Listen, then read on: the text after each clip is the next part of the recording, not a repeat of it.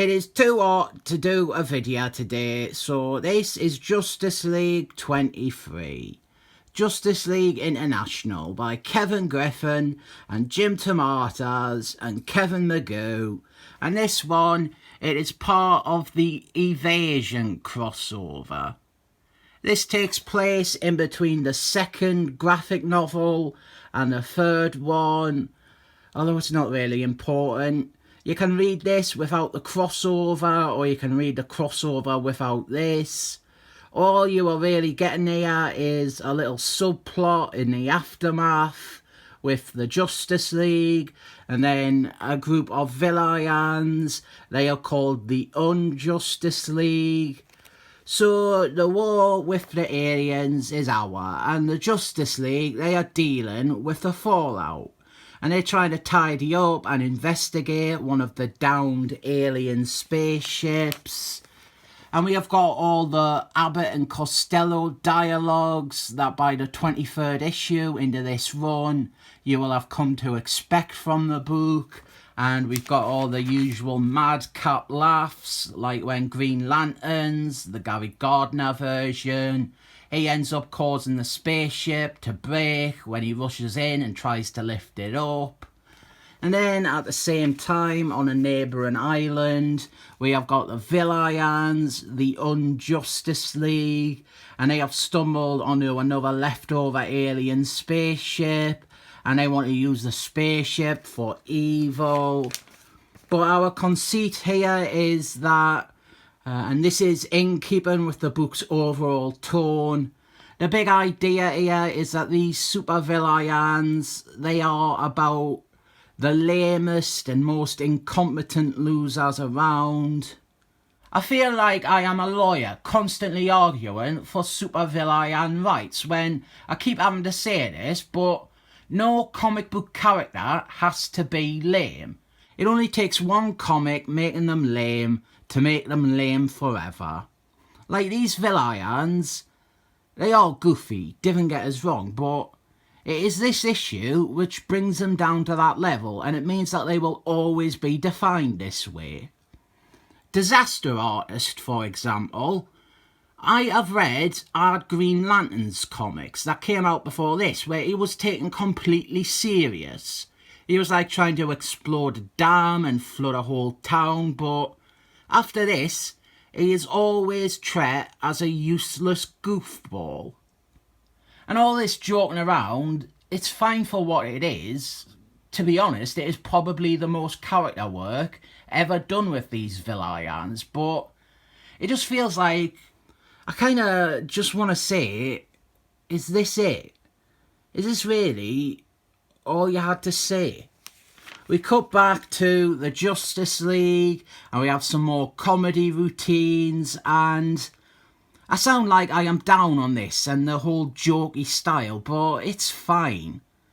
It is abrasive at first, and picking individual issues out and reading them, it does not help this run at all, but it's one of them things that you get used to. It's kind of charming and cute, and they usually balance it out quite well with serious subject matter or stories, or using it as a sincere basis for character exploration, like here. This bit between Gary Gardner and Miracle Man is, on paper, just another jokey back and forth, but it also gives Gary Gardner some depth, and something this issue does well in general is that it shows Miracle Man's skill as a scientist. He's always proposing, checking out the alien technology, or making sure that they didn't have any booby traps or self-destruct sequences on the ship. So with the Unjustice League, the Disaster Artist, he is a deluded megalomaniac who has an inflated ego and self-image, and his team, they didn't really respect him. There's no explanation for why this random group of D-list baddies came together, or why they ever thought Disaster Artist would be a fit leader. Maybe they saw him on the news trying to blow up that dam. This Unjustice League group, they will appear several times more in this run, and it's always treated as a complete farce. They are dysfunctional and silly and hopeless, and that's all well and good, but it seems a bit needless to do that sort of stuff when you're also highlighting the same sort of properties with the Justice League themselves. So Green Lanterns and Miracle Man, they inadvertently hear the Unjustice League talking through the alien ship's communication equipment. And Green Lanterns, true to form, he runs off head first to go and pick a fight with them. And with the baddies being played totally for laughs, they are never once intimidating or a concern. And I think you could do this whole incompetent losers stuff, and the joke would probably land better if you also showed that, despite all their inherent silliness, they were shown to have, like, one aspect that was formidable. Like, maybe have one member of the team be a really deadly and serious threat, or have them in possession of something that does pose a problem. I suppose we sort of have that with the alien ship, but even that, they can barely even pilot it, so it's not like they can use whatever death rays it might have. And the ship is very quickly destroyed by Green Lanterns.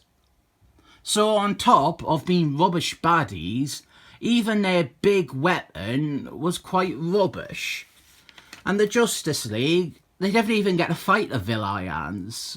The Vision, at least the Vision, he gets a good moment where he gets to stop their ship from crashing, and that's about it. The only sense of confrontation we get is right at the end when Disaster Artist is being taken away to jail, and he swears to the Vision that they have not heard the last of the Unjustice League. And then to undercut that threat, the only threat in the whole issue, literally a threat, the rest of the Unjustice League, they turn on Disaster Artist when they're being shipped off to prison and they beat him up. Then we are back with Green Lanterns and Miracle Man. They're still doing their salvage mission thing with this alien spaceship. And when this is happening, we have a big colour effect because the third Evasion book is happening, and I'll review that one day. It always seems a bit stupid on my half when I deconstruct these Kevin Giffen stories that are like big jokes, and I point out it would be better if they did so and so, even though what they did was the whole point of it. Like, I'm saying, present these villains more seriously, and the point of this was not taking them seriously. Honestly though, it is light and entertaining in spite of my problems, so I rate it 7 thumbs up.